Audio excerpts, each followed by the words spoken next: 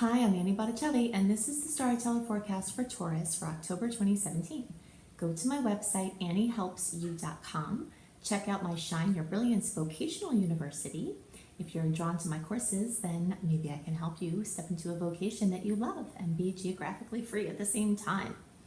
So what's going on in the month of October? We've got the luckiest day of the year. We've got a sign change for Jupiter and a whole lot of beautiful transits, a couple of dicey transits. We're going to talk about all of that in the latter part of the video. The way that I work these videos is at the beginning of the video, we talk about things specific for Taurus. The end part of the video is general transits. Don't be tempted to skip over the general transits though and think that the relevance for you ends with the Taurus specific placements, because that is totally not true.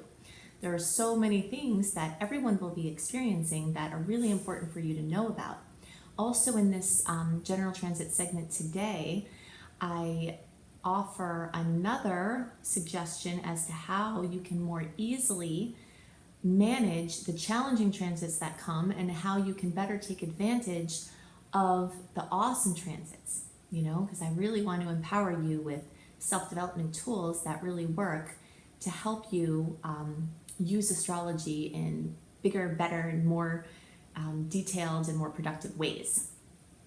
So what's up for Taurus? We've got a little bit of a different energetic imprint here depending on what your placement of Taurus is. You early degree placements really are starting to get very focused on the 6th house, and that is a trend that is coming for you middle and later degree placements. It'll be staggered throughout the month. But right at the beginning of the month, you all still have a lot of energy in the 5th house, which is a carryover from what we talked about last month. The theme for last month was hidden talents, discovering hidden talents, because the 5th house was starting to really become accentuated, and that focus still continues, especially for the middle and late degree placements. The early degree placements will catch a little bit of this towards the beginning of the month still, and then start that sixth house focus. But the middle and late degree placements, you're still very strongly in that 5th house. So there's a focus on children, everything from the spark of conception to pregnancy, birth, child rearing. And this is also true even for creative projects that aren't humans that you're birthing. Any creative project at any point in its journey. Also athleticism, acting, these energies are very strongly highlighted. Leadership, taking a leadership role in things.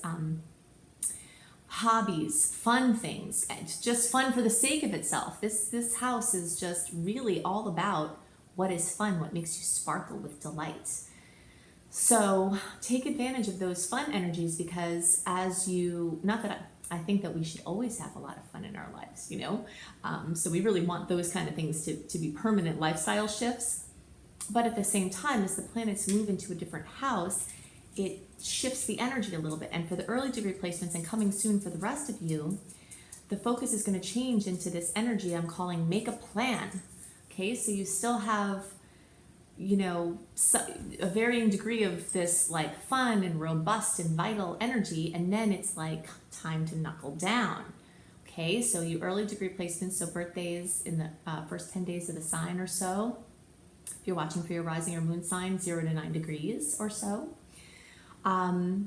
You'll start to notice, and remember, coming soon later in the month for all of you, so this is still relevant. It's just a matter of the timing when it starts to become a bigger focus. Sensitive people sometimes feel things coming even before they hit, so we really don't know exactly when this will show up for you. But there's a highlight on your structure and your systems. In general, Taurus energy tends to have a really good system, good organization, but we don't know if that's true about you individually, because Taurus is just one part of how you roll, Our sun sign or our rising sign or our moon sign is only one part of a very complex pie, person pie, I call it, and so either way, whether you're naturally good at systems and organization or whether you need some help in that department, this energy is coming in to bring that to you. So even like putting things by the door to hang things on so they don't make messes at the front, organizing drawers, getting rid of clutter, which is always a good idea. getting systems together for things involving children or your family or your business, getting more defined work hours. For those of you who are self-employed, you may understand what I mean. Self-employed people tend to be working all the time, and they could actually work all the time and feel like, why am I working all the time? And they may or may not have a lot to show for what they're doing working all the time. So this energy can help you get more defined work hours. When I did this, it really changed my life, you know, like deciding certain office hours where certain things would be done. And it was really, really eye-opening. And it was instigated by this book called 4-Hour Work Week by Timothy Ferriss. It's an amazing book. He's a character.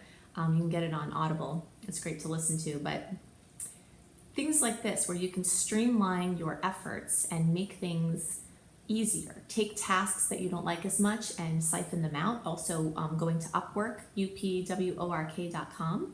This is a way that you can get people to do perfect for doing tasks that you don't like to do, so that you can save your energy for the things you do like to do, so that you can streamline your efforts so you can have better efficiency. This is also the house of health, so you might notice that either some health things need to be focused on, or you're just being proactive in changing diet, changing lifestyle, changing exercise regimen. It's a great time for diagnostic tests because there are no personal planets retrograde. So from September 20th through November 15th, we have no personal planets retrograde. Sometimes retrograde energies can interfere with clear lab results or diagnostic results. Very often lab results that come in a retrograde are questioned later or just plain wrong. So this is a good time, a really good time to get diagnostics because the energy is more clear to see what's going on. So anything involving meditation, yoga, diet, nutrition is very wonderfully indicated. Let's see, and this is also the house of pets. So anything having to do with a pet might need more attention. You might decide to get a pet, and this is actually an amazing time to get a pet too, because getting a pet, we're intending it usually to be long-term unless you're fostering. So if you want a long-term pet, it's good to get the pet during the time when Mercury and Mars and Venus are direct, you know, so especially Mercury. So this is a great time for that, or anything related to animals or working with animals. So let's see. So the 6th house, have we talked about the 5th house? So those are the things that are most on my mind specifically for Taurus. Now I want to talk about this most lucky day of the year that will happen this month. Talk about Jupiter changing into Scorpio and what themes that is going to bring in the general horoscope, and other days that some are a little sketchy, but there are a lot that are really awesome, and I'll go into the dates and the details now. So I'm calling the theme of the month for all signs, purge and merge. And this is from the short-term and actually now introduction to this long-term energy in Scorpio that is being brought in as a theme. We've got personal planets which move more quickly and talk about the energy over a number of weeks, moving into the sign of Scorpio. But we also have Jupiter changing signs into the sign of Scorpio, and it will be there for a year. So, do you ever notice that when you clear out a shelf, before you know it, the shelf is full again? You know, this is just an example of how energy moves. Space wants to be filled. So the best way to usher change or new things in is to make space for those things. And so this energy this month is very much about releasing so that you can make room for more things to come in. And there will be a strong theme, a Scorpio-based theme about what those things are that will be coming in. So we're talking about purging items and beliefs and dynamics, anything, clutter, anything that is no longer serving you. If you have a way of looking at something that is limiting you, then we're talking about letting go of that idea or that way of seeing things. You know, this is a very all-encompassing release and letting go.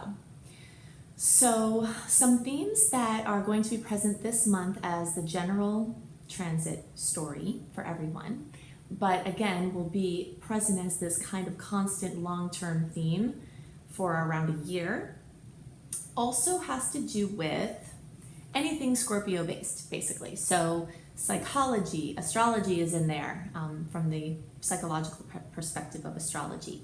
Any esoteric or occult studies, so basically exploring the riches, the lesser seen realms. That's the energy of Scorpio, the things that are lesser seen, intangible things. The topic of other people's money is a big one. So anything involving loans, debt, credit, capital funding, inheritances, marital money, parents' money, inheritances, I said that one already. Anything having to do basically were resources that come to you from somewhere else. So investments, anything kind of hard to, stocks are really, they're intangible. And that's what places them in this realm, and loans and money that's somewhere present on paper, but it's hard to track where the money actually is. That's the 8th house dominion. So sweepstakes, lottos, lotto winnings, anything like that, financial support or assistance of any kind, empowering others or being empowered yourself in any way, the process of self-empowerment, the journey of self-empowerment, research, investigation, intimacy, sex, power, birth, death, rebirth, like the phoenix rising from the ashes is basically this energy of Scorpio. So these are the themes that are really dominating the energy now, and they will be for a while to come. So now I want to talk about a couple of other noteworthy things before I get into some of the individual transits. Remember that we are still in this last window of the year for launching things, pushing things forward. Towards the end of September, we started this open window free from personal planets being retrograde, and that continues until November 15th. So all of October is in this open window. If you're trying to make a big decision, if you're trying to push something forward, if you want to move, sign a lease, sign a contract, there are lots of open energies where communication is flowing more freely because of not, being in detriment from the retrograde. So take as much action as you feel drawn to. Don't make yourself too crazy over it. This open window time is a time to push a little bit. It's time to push, but you always have to honor your own intuition with that, because sometimes it happens so often. I can't tell you how often I see this happen with people that I work with and myself. If I think I should be doing something, or you think you should be doing something, and then you're not, and then time passes and something happens and you're like, oh gosh, I'm really glad I didn't do that thing, It's because that was intuition holding you back. You might have thought it was fear, you might have thought you were being lazy, but the more you tune into your intuition, you can tell the difference between something energetically telling you to wait and some sort of issue within yourself that you have to overcome to be able to move forward. It's a very tricky dance to try to figure out when you're supposed to push a little harder to get through something and when you are supposed to be honoring the things that seem to be saying hold off. But in any case, you'll have a lot of opportunity to push through limitations and do certain things anyway, work a little bit harder during this open window. And then you can have lots of notable outcomes in the months and even beyond that to come. This is the last window before I guess it's the second to last window before this big wall of retrogrades that we have next year. Next year, most of the year is spent in a personal planet retrograde, and usually more than one personal planet being retrograde at once. We've got the Mercury retrograde cycles, we have a Venus retrograde cycle, and we have a Mars retrograde cycle. So a little bit into January through the beginning of March is our only really open window, all of 2018, without a personal planet being retrograde. So for launches, pushing things forward, there's a little space there somewhere around the beginning of May. I think I have to go back and check that, but I know that there's a little, very small window somewhere else if you have to push a couple of things in later on into the year. But otherwise, the whole thing is dominated by retrogrades. So if you're going to launch a website, launch a YouTube channel, launch a book, start a business, officially get, documents that LLC or whatever you're going to do, something official. You want to try, if you're intuitively led this way, to get these kind of things done in this window or in the window that's early in 2018. So hopefully you can find your balance between what you have to push through and what Spirit might be telling you to hold off on. So we do also have one of the luckiest days of the year this month, which is around October 26th. The actual transit of the Sun joining with Jupiter happens on the 26th. Sometimes you feel that energy the day before, sometimes you feel that energy the day after, but it's just very lucky and very wonderful and very well lit up. I remember last time this happened, last year, I was expecting it on the day, you know, that the transit was happening, but the day before was when it hit for me, and it was just like, whoa, this is so Jupiter Sun, you know. So just follow the flow, because we give you these dates as guidelines, but the energies, the manifestations from transits can happen before or after the actual transit, so you have to be feeling into them. And a lot of times there are transits going on at the same time, so like a really good transit could be happening right at the same time as a challenging one, so you have to really tune in to make sure things are flowing for you personally and not just base your decisions on a date per se. You know, it's a very individual process because our charts are very complex, and general horoscopes can't speak to all of the other things that are going on in your chart. Only you can feel that. Okay, so let's talk about some of these other aspects. We start out the month with a really beautiful aspect, Mars trining Pluto. So this is the second and last time that this aspect will occur. It occurred before on April 6th. So it can bring courage and confidence and determination. So if you need some oomph to push something through, then the energy around this time could be helpful with that. And you might feel that even towards the end of September, a few days before the October 1st or a few days after. On October 3rd, we have the follow-up here, which is Venus making a trine to Pluto. And this is all happening in Earth energy, because Mars in Virgo and then Venus in Virgo are making the trine to Pluto in Capricorn. So this is very grounded, this is very stable, this is very practical. And there are lots of things that you can do with that energy. So Venus rules love, beauty, money.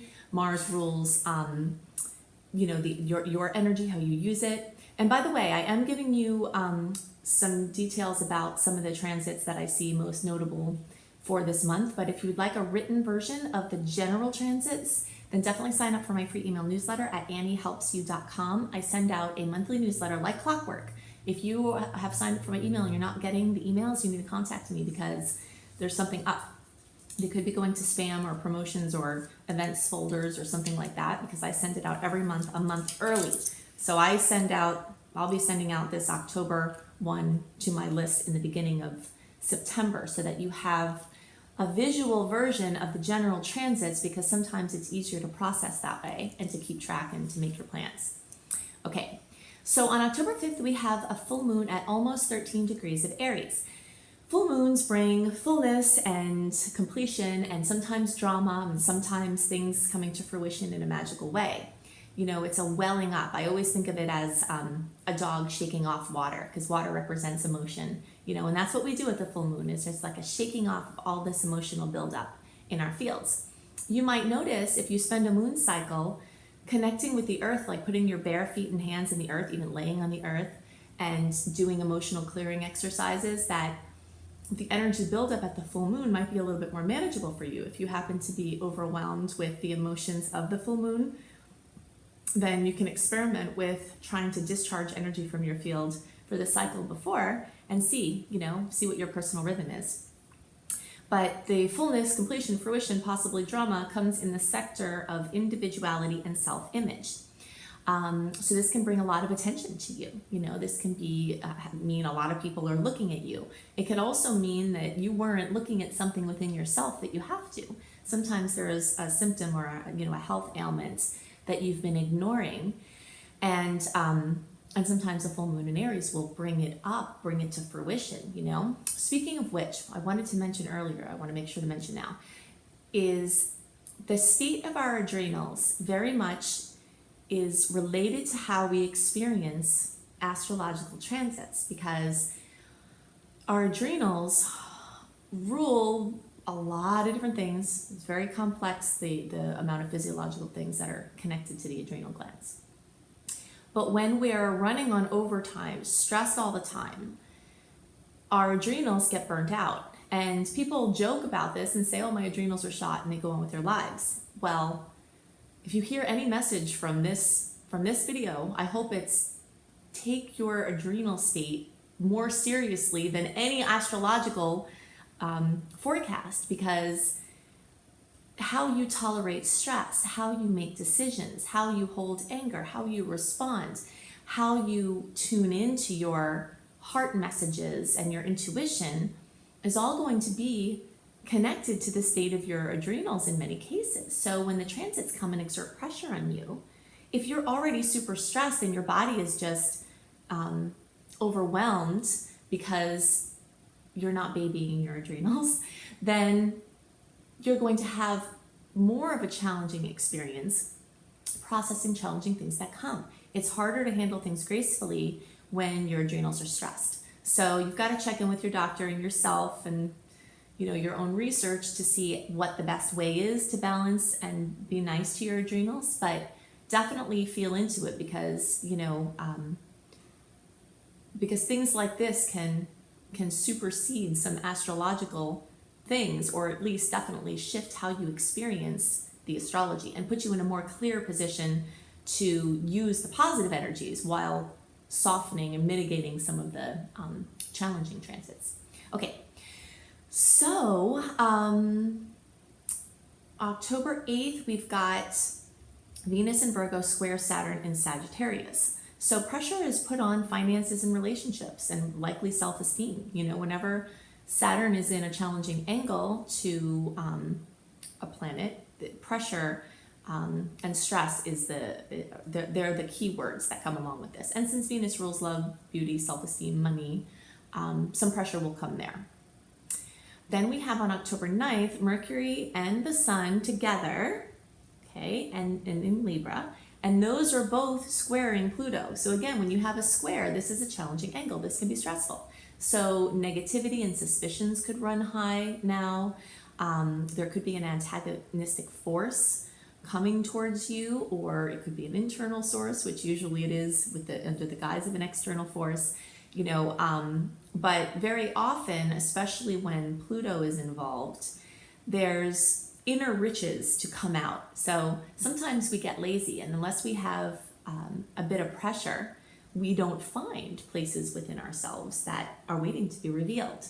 So this could be a little pressure, this could be a little stress, but you also could find some hidden riches from that.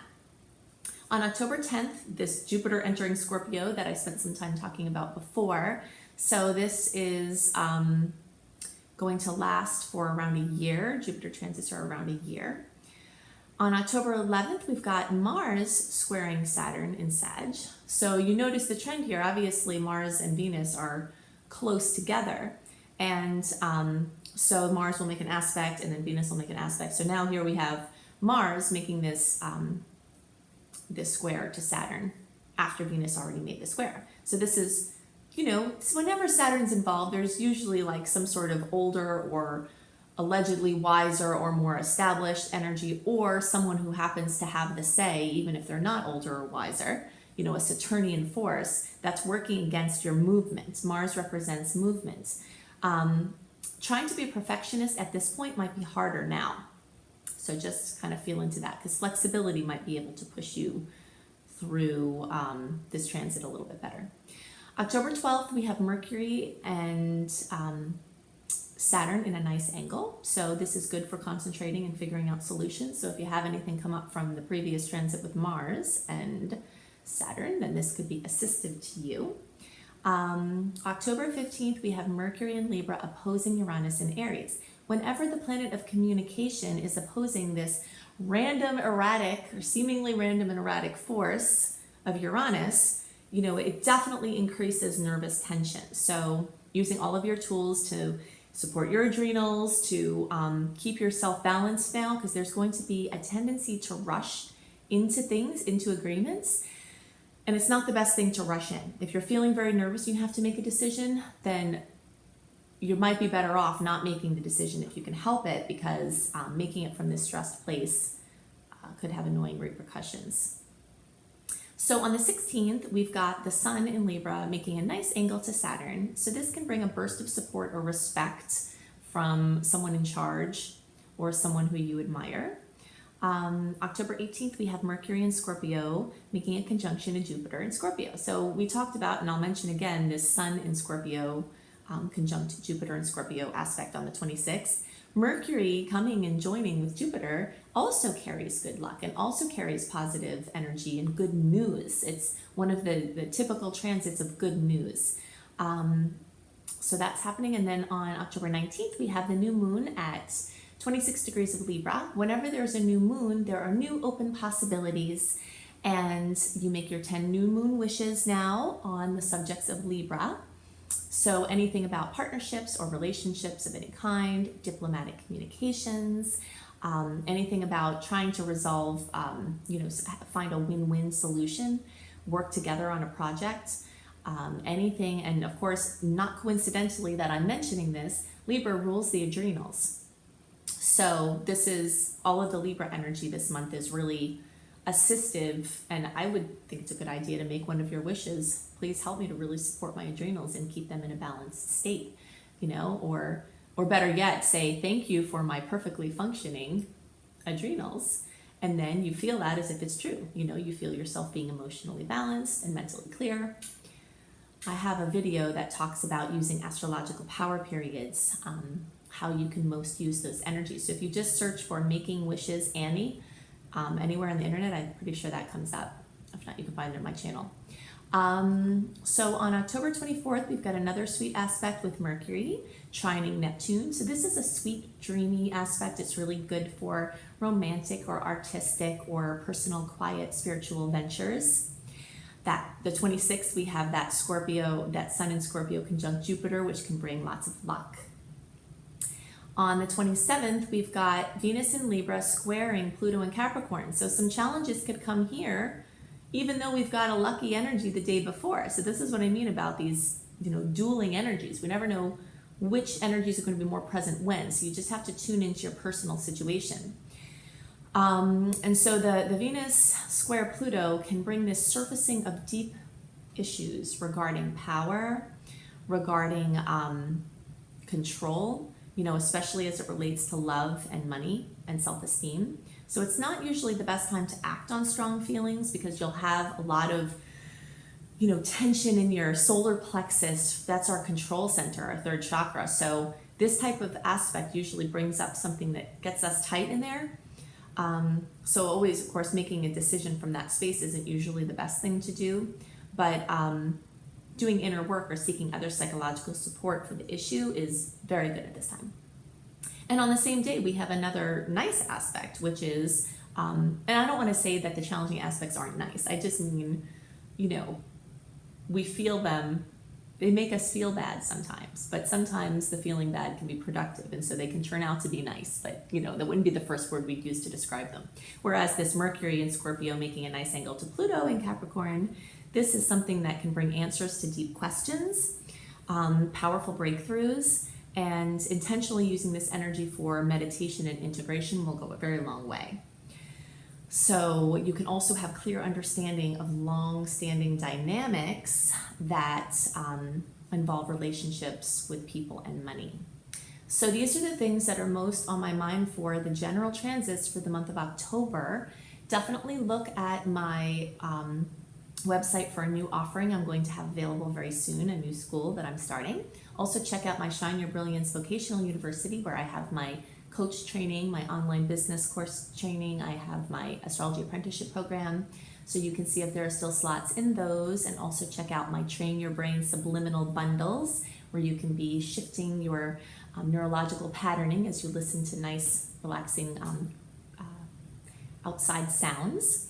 And if you'd like to see more about what's up for you, for the month for you, for your sign, check out my husband, B.R. Newman's Taroscopes, and you can look him up under B.R. Newman, Neumann, or see them at imhelios.com. You can check out my website and all of my offerings at anniehelpsyou.com. Definitely sign up for my free email newsletter and get your written version of the general transits out. Also, other things come along with that sometimes. And I hope you have a wonderful month, and I'll see you next month.